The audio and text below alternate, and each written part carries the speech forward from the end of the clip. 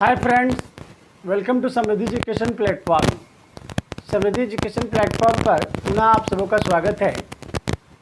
आज के वीडियो में मूल अधिकार फंडामेंटल राइट्स का अगला वीडियो लेकर मैं आप लोगों के बीच उपस्थित हूँ। माय डियर फ्रेंड्स, पिछली कक्षा में मैंने फंडामेंटल राइट्स को शुरू किया था, तो आज का वीडियो मैं शुरू करूँ उससे पहले मैं चाहूँगा कि पिछली कक्षा का रिकॉल हम लोग करें। पिछली कक्षा में फंडामेंटल राइट्स मूल अधिकार में मैंने आप लोगों को बताया था कि जो मूल अधिकार है, फंडामेंटल राइट्स जो है वो भारत के संविधान के भाग 3 में अनुच्छेद 12 से 35 के बीच इसका वर्णन मिलता है। संविधान का भाग 3 अनुच्छेद 12 से 35 के बीच में। और आपको यह भी मैंने बताया था कि जो भारत के संविधान में जो मूल अधिकार को लिया गया है वो ब्रिटेन के संविधान से लिया गया है। और ब्रिटेन के संविधान और जो भाग 3 है वो मैग्ना कार्टा कहा जाता है, भारत का मैग्ना कार्टा कहा जाता है। और संविधान जो है वो मूल अधिकारों की गारंटी, रक्षा की गारंटी, सुरक्षा की गारंटी प्रदान करता है। मूल अधिकार जो है, फंडामेंटल राइट्स जो हैं वो न्यायालय में परिवर्तनीय हैं। कहने का ये मतलब होता है कि अगर मूल अधिकार का कोई हनन करता है तो हम उसकी सुरक्षा के लिए, उसकी रक्षा के लिए सुप्रीम कोर्ट और हाई कोर्ट जा सकते हैं, उच्च न्यायालय और सर्वोच्च न्यायालय जा सकते हैं और अपनी मूल अधिकार की रक्षा का गुहार लगा सकते हैं। तो इसलिए मूल अधिकार को न्यायालय में परिवर्तनीय बताया गया है। आपको मैंने यह भी बताया था कि मूल संविधान में 7 मूल अधिकार थे, लेकिन अभी आपका 6 मूल अधिकार है, जिसमें आपका मूल अधिकार संपत्ति का जो अधिकार था उसको हटाकर उसको मूल अधिकार से की सूची से निकालकर 301 के तहत कानूनी अधिकार बना दिया गया है। मैंने आपको यह भी बताया था कि जो मूल अधिकार, कुछ ऐसे मूल अधिकार हैं जो सिर्फ इंडियंस को दिए जाते हैं, भारतीयों को दिए जाते हैं। एग्जाम्पल के लिए उदाहरण आप अनुच्छेद 15, 16, 19, 29, 30, ये 5 ऐसे आर्टिकल्स हैं, 5 ऐसे अधिकार हैं जो सिर्फ और सिर्फ भारतीयों को दिया जाता है। बाकी जो अधिकार हैं वो भारतीयों और विदेशियों को भी दिया जाता है।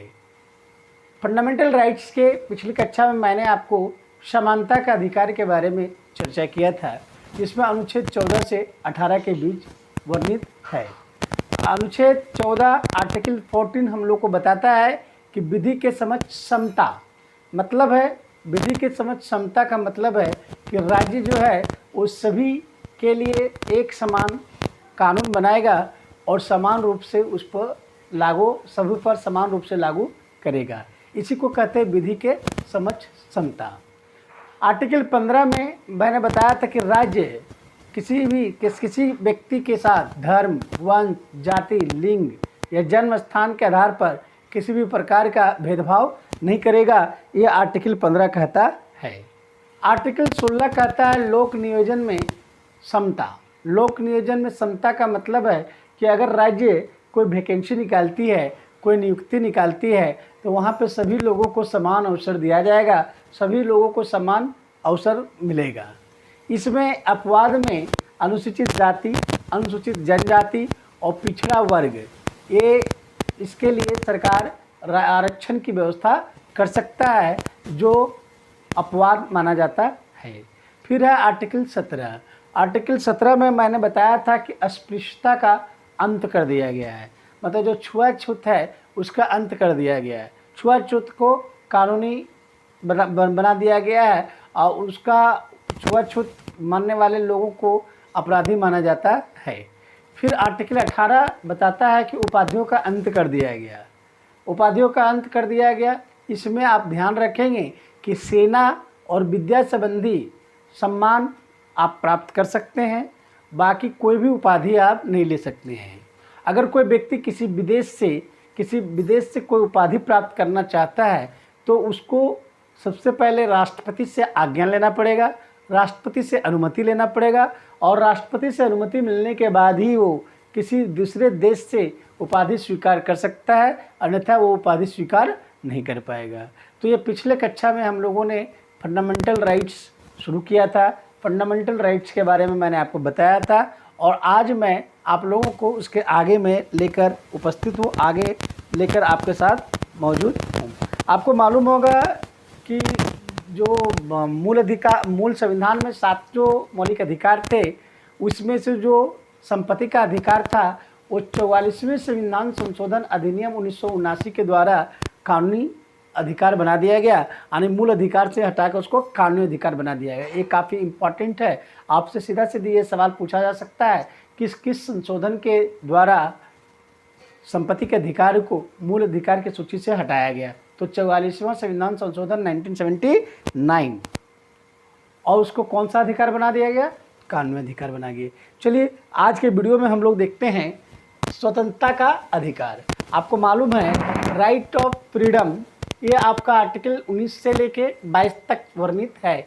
अनुच्छेद 19 से 22 तक स्वतंत्रता के अधिकार के बारे में चर्चा आपको मिलेगा। अब यहाँ पे हम लोग को इस तरीके से देखना है ताकि ये जो आर्टिकल्स है वो और हमारा बाय हार्ट हो जाए, ताकि हमको इसको रटना ना पड़े, समझने की आवश्यकता है। आर्टिकल 19 में 6 अधिकारों की चर्चा की गई है। क्या क्या? बोलने की स्वतंत्रता, मतलब कोई भी आदमी कुछ भी बोल सकता है, अगले के सम्मान को, अगले के मान सम्मान को ध्यान में रखते हुए आपको कुछ भी बोलने की स्वतंत्रता है। दूसरा, शांतिपूर्वक बिना हथियारों के एकत्रित होने और सभा करने की स्वतंत्रता। बोलने की जब आपको स्वतंत्रता है, उसके साथ साथ यह भी स्वतंत्रता दिया गया है कि शांतिपूर्वक बिना हथियार के आप कहीं इकट्ठा हो सकते हैं, सभा कर सकते हैं और अपनी बातों को रख सकते हैं। फिर है संघ बनाने की स्वतंत्रता, मतलब आप संघ बना सकते हैं, कोई और संगठन बना सकते हैं, कोई ऑर्गेनाइजेशन बना सकते हैं, इसकी स्वतंत्रता आपको दी गई है। फिर है देश के किसी भी क्षेत्र में आवागमन की स्वतंत्रता, मतलब आप देश में कहीं भी आ सकते हैं, जा सकते हैं, घूम सकते हैं। फिर है देश के किसी भी क्षेत्र में निवास करने और बसने की स्वतंत्रता, मतलब आप देश में कहीं भी जाके रह सकते हैं, कहीं भी जाके आप बस सकते हैं और कोई भी व्यापार या जीविका चलाने की स्वतंत्रता, आप कोई भी व्यापार और जीविका चला सकते हैं। तो आर्टिकल 19 हम लोगों को 6 स्वतंत्रता देती है। अब देखिए ये 6 स्वतंत्रता मैंने आपको इसलिए लिखा कि किसी भी एक स्वतंत्रता, किसी भी एक सेंटेंस को उठाकर आपसे पूछ दिया जाएगा कि यह किस आर्टिकल, किस अनुच्छेद के तहत वर्णित है। तो ये आपको 6 ध्यान में रखना है। कैसे आप याद करेंगे? बोलने की स्वतंत्रता, बिना शांतिपूर्वक बिना हथियार के इकट्ठा होने की स्वतंत्रता, कहीं सभा करने की स्वतंत्रता, संघ बनाने की स्वतंत्रता, देश के किसी भी क्षेत्र में आने जाने की स्वतंत्रता, देश में कहीं भी निवास करने और बसने की स्वतंत्रता और कोई भी रोजगार या वृत्ति व्यापार करने की स्वतंत्रता। यह आर्टिकल 19 कहता है। आप बोल सकते हैं, बोलने की स्वतंत्रता है। आप कहीं सभा कर सकते हैं बिना हथियार और शांतिपूर्वक। आप संघ बना सकते हैं, संगठन बना सकते हैं, ये आपको स्वतंत्रता दी गई है। देश के किसी भी क्षेत्र में आप आ सकते हैं, जा सकते हैं, घूम सकते हैं, ये आपको स्वतंत्रता दी गई है। आप देश में कहीं भी रह सकते हैं, कहीं भी बस सकते हैं, ये स्वतंत्रता दी गई है। आप कोई भी व्यापार कर सकते हैं, कोई भी आप बिजनेस कर सकते हैं जीविका चलाने के लिए। लेकिन इन तमाम बातों को जो स्वतंत्रता हमको आर्टिकल 19 के तहत दिया गया है, इसमें एक चीज़ हम लोग को ध्यान में रखना है, एक चीज़ आपको ध्यान में रखना है कि राष्ट्र हित में किसी भी प्रकार की क्षति ना हो, देश हित में किसी भी प्रकार की क्षति ना हो, आपकी स्वतंत्रता से किसी को नुकसान ना हो, इसको आपको ध्यान में रखना है और इसको ध्यान में रखते हुए अपनी स्वतंत्रता का इस्तेमाल करना है। ये आर्टिकल 19 कहता है। आर्टिकल 20 अपराधों के लिए दोष सिद्धि के संबंध में संरक्षण। मान लीजिए अपराध के लिए जो दोष सिद्धि होता है, मतलब जो आप पर दोष जो लगाया गया है, आप पर जो इल्ज़ाम लगाया गया है, उसके सिद्धि में, मतलब उसको प्रूफिंग में, उसको प्रूफ करने में क्या क्या संरक्षण दिया गया है, उसका वर्णन अनुच्छेद 20 में मिलता है। तो पहला तो इसमें यह है कि दोष सिद्धि में आपको एक अपराध के लिए एक ही सज़ा दिया जाएगा, एक अपराध के लिए एक ही सज़ा का प्रावधान है, ऐसा आर्टिकल 20 में कहता है। और इसमें और भी बातें हैं, और भी बातें क्या है कि आपको जिस समय आप अपराध किए हैं उस समय जो कानून उस अपराध के लिए था, जो दंड उस अपराध के लिए था वही दंड मिलेगा। आपको उससे पहले अगर कोई कानून बना है या आपके अपराध करने से पहले या बाद वाले कानून से आपको दंडित नहीं किया जाएगा। जिस समय आप अपराध कर रहे हैं उस समय उस अपराध के लिए जो दंड निहित है वही दंड किसी को दिया जाएगा। तीसरी जो बात है, आपको अपने विरुद्ध न्यायालय में गवाही देने के लिए मजबूर नहीं किया जाएगा। तो आर्टिकल 20 जो है वो अपराध सिद्धि से संबंधित 3 अधिकार हम लोगों को प्रदान करता है। वो 3 अधिकार हम लोग को जो प्रदान करता है वो दोष सिद्धि के संरक्षण से, अपराध सिद्धि के संरक्षण से संबंधित है। अपराध सिद्धि के संरक्षण से संबंधित 3 स्वतंत्रता हम लोग को मिला हुआ है। स्वतंत्रता 3 स्वतंत्रता एक बार फिर से मैं रिकॉल करता हूँ। पहला कि आपको एक अपराध के लिए 1 सज़ा, आपके अपराध करने समय जो दंड है उसी कानून के तहत दंडित किया जाएगा, उससे पहले या बाद वाले कानून से नहीं। तीसरा, आपको आपके विरुद्ध न्यायालय में खुद गवाही देने के लिए बाध्य नहीं किया जाएगा। फिर आर्टिकल 21 प्राण एवं दैहिक स्वतंत्रता का संरक्षण। अनुच्छेद 21 कहता है कि जो राय विधि प्रक्रिया के तहत दंड देने की जो विधि प्रक्रिया के अलावा किसी भी व्यक्ति के जीवन या उसकी सुरक्षा का हनन नहीं किया जा सकता है। मतलब जो प्रक्रिया है, जो नियम है, उसी के तहत किसी को दंडित किया जाएगा, उसके अलावा किसी को किसी भी प्रकार के दंड देने की व्यवस्था नहीं है। क्लियर? इससे लोगों को सुरक्षा प्रदान की गई है। फिर अनुच्छेद 21 का राज्य 6 से 14 वर्ष के बच्चों के लिए निःशुल्क शिक्षा की व्यवस्था करेगा। ये आर्टिकल 21 का कहता है। और ये जो आर्टिकल 21 का है इसको आपका 86वां संशोधन 2002 के द्वारा जोड़ा गया है।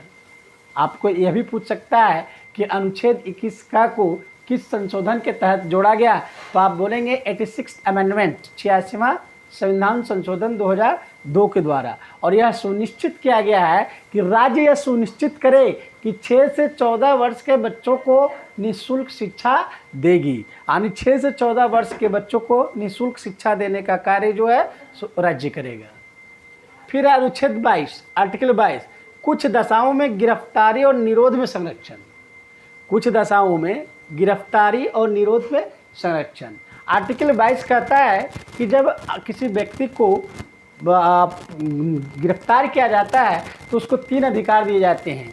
पहला कि गिरफ्तारी जब उसको की जाती है तो उसके गिरफ्तारी का कारण उसको बताना पड़ेगा।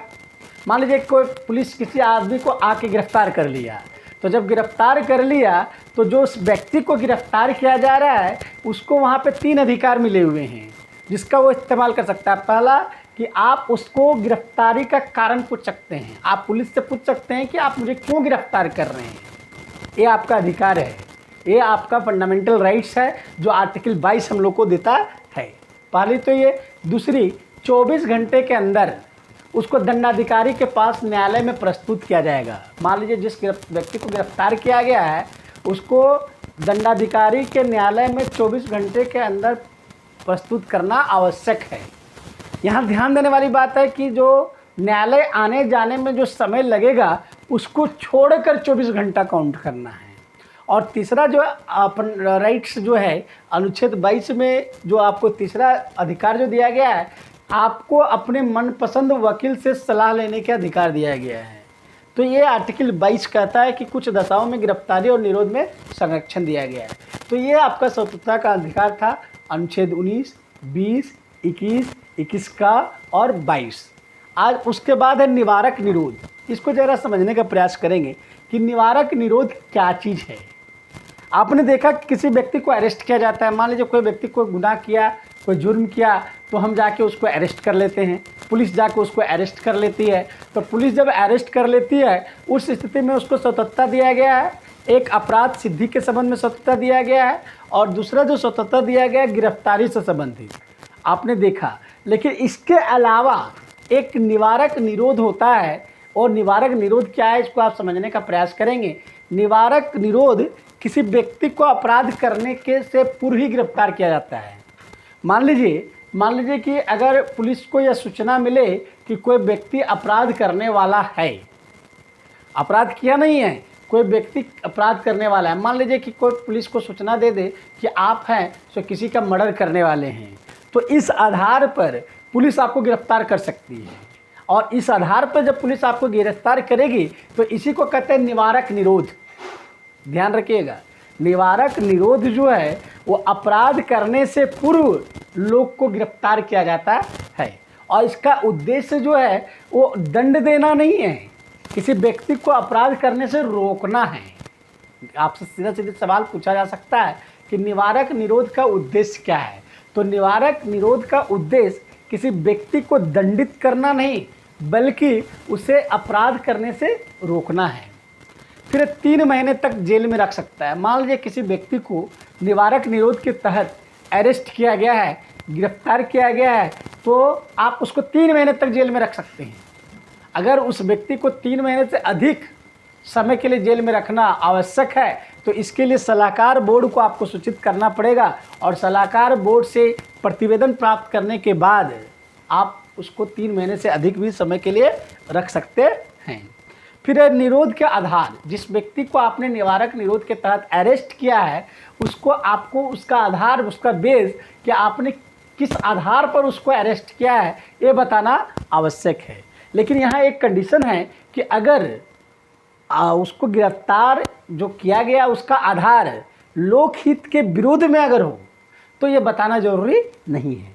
ध्यान में रखिएगा, मेरी बात को समझिएगा। मान लीजिए किसी व्यक्ति को निवारक निरोध के आधार पर आपने गिरफ्तार कर लिया। जब आप उसको निवारक निरोध के आधार पर गिरफ्तार कर लिए तो उस व्यक्ति को यह अधिकार है कि वो आपसे पूछे कि किस आधार पर आपने उसको गिरफ्तार किया, और आपका एक कर्तव्य बनता है कि आप किस आधार पर उसको गिरफ्तार किया आप उसको बताएं। लेकिन यहाँ एक क्लाउज दिया गया है कि अगर वह आधार, जिस आधार पर आपने उसको गिरफ्तार किया है, अगर वह आधार लोकहित के विरोध में हो तो फिर आप उसको नहीं बता सकते हैं। ये अनुच्छेद, ये आपका निवारक निरोध कहता है। फिर निरोध आदेश के विरुद्ध, मान लीजिए ठीक है उसको आपने निवारक निरोध के तहत उसको अरेस्ट कर लिया, तो उस व्यक्ति को जिसको आपने अरेस्ट किया है उसको यह अधिकार है कि वह उसके आवेदन दे सकता है, उसके विरोध में वो आवेदन दे सकता है, ये उसको अधिकार दिया गया है। तो ये आपका था निवारक निरोध। काफ़ी इंपॉर्टेंट टॉपिक है निवारक निरोध। निवारक निरोध में आप ध्यान में रखेंगे कि किसी व्यक्ति को अपराध करने से पूर्व अरेस्ट किया जाता है, और किसी व्यक्ति को अपराध करने के लिए दंडित नहीं किया जाता बल्कि उसको अपराध करने से रोका जाता है। आप 3 महीने तक उसको जेल में रख सकते हैं। 3 महीने से अधिक समय का जेल में रखने के लिए आपको सलाहकार बोर्ड से प्रतिवेदन प्राप्त करना पड़ेगा, उसका रिपोर्ट प्राप्त करना पड़ेगा, और निरोध के आधार उसको बताना आवश्यक है। और लेकिन अगर निरोध का आधार लोकहित के विरोध में है तो यह बताना जरूरी नहीं है। क्लियर। फिर उसके बाद उसको निरोध के आदेश के विरुद्ध अभ्यावेदन करने का उसको अधिकार है जिसको आपने अरेस्ट किया है। फिर शोषण के विरुद्ध अधिकार, देखिए शोषण के विरुद्ध अधिकार जो है अनुच्छेद 23 से 24। अनुच्छेद 23 कहता है कि मानव के दुर्व्यापार और बलात् श्रम का प्रतिषेध।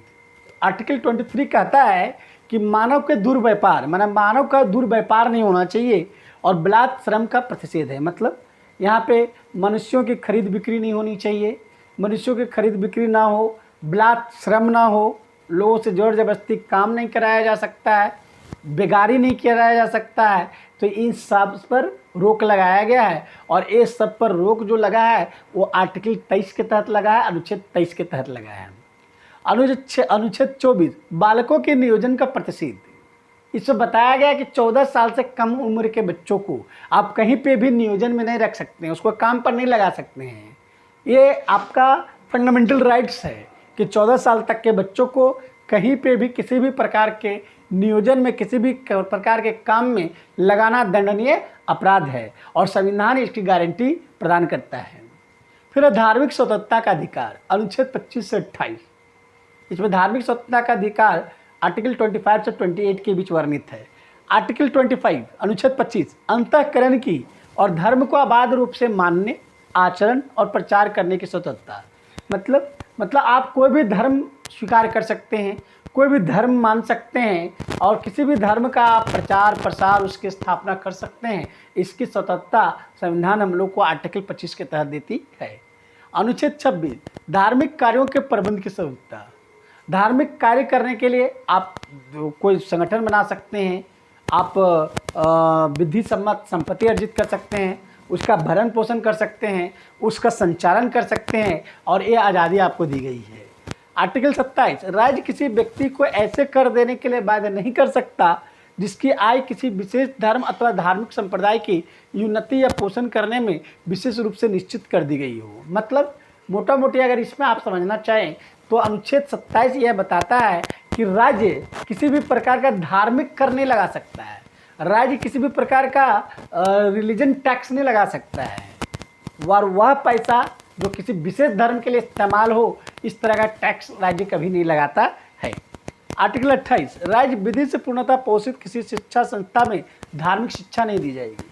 अब ध्यान रखेंगे कि व्यक्ति को किसी समूह को ये स्वतंत्रता है कि वो अपने स्तर की धार्मिक संस्था की स्थापना कर सकता है, उसका भरण पोषण कर सकता है, उसका संचालन कर सकता है, विधि सम्मत संपत्ति अर्जित कर सकता है। लेकिन आर्टिकल 28 कहता है, अनुच्छेद 28 कहता है कि अगर राज्य द्वारा संचालित कोई संस्था है, राज्य द्वारा पोषित अगर कोई संस्था है तो वहाँ पे धार्मिक शिक्षा नहीं दिया जा सकता है। ये आर्टिकल 28 बताता है। तो आज हम लोगों ने देखा स्वतंत्रता का अधिकार, शोषण के विरुद्ध अधिकार और धार्मिक स्वतंत्रता का अधिकार। 3 तरह का अधिकार हम लोगों ने देखा, स्वतंत्रता का अधिकार, धार्मिक स्वतंत्रता का अधिकार और शोषण के विरुद्ध अधिकार। क्लियर? इसमें हम लोग निवारक निरोध भी हम लोगों ने देखा। तो आज के वीडियो में हम लोगों ने जो पढ़ा स्वतंत्रता के अधिकार में आपको आर्टिकल 19 क्षेत्र की स्वतंत्रता की बात करता है। आर्टिकल 20 जो है सो अपराधों के लिए दोष सिद्धि संबंध अधिकार देता है। आर्टिकल 21 प्राण एवं दैहिक स्वतंत्रता का अधिकार देता है। आर्टिकल 21 का 14 साल तक के बच्चों के लिए 6 से 14 साल तक के बच्चों के लिए निःशुल्क शिक्षा राज्य इसका प्रबंध करेगा, ये प्रावधान है। आर्टिकल 22 कुछ दशाओं में गिरफ्तारी संबंधी अधिकार दिया गया है।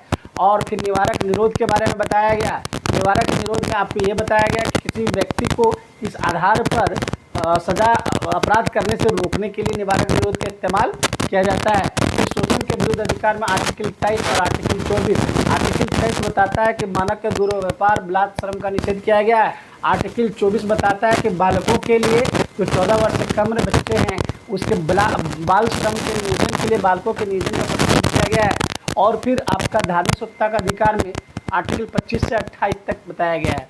25 में बताया गया कि आप कोई भी धर्म मान सकते हैं, किसी भी धर्म का प्रचार प्रसार कर सकते हैं। आर्टिकल 26 कहता है कि आप किसी भी धर्म का पोषण कर सकते हैं, उसका संचालन कर सकते हैं, उसका प्रशासन कर सकते हैं। और 27 बताता है कि राज्य किसी भी रिलीजन टैक्स नहीं लगा सकता है। और अनुच्छेद आर्टिकल 28 बताता है कि राज्य द्वारा पोषित संस्था में किसी भी प्रकार की धार्मिक शिक्षा नहीं दी जा सकती है। तो ये आपने देखा। अब नेक्स्ट वीडियो में, अगला वीडियो में मैं फंडामेंटल राइट्स से बची हुई बातें हैं वो आपको लेकर बीच में आऊँगा।